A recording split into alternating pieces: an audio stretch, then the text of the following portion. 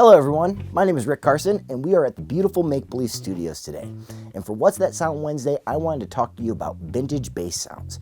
A lot of people have the misconception that you need to go buy a 60s or 70s P bass to get a vintage bass sound. But I want to introduce you to something that is more versatile than any pedal out there when it comes to really nailing a vintage sound, and that is the sponge.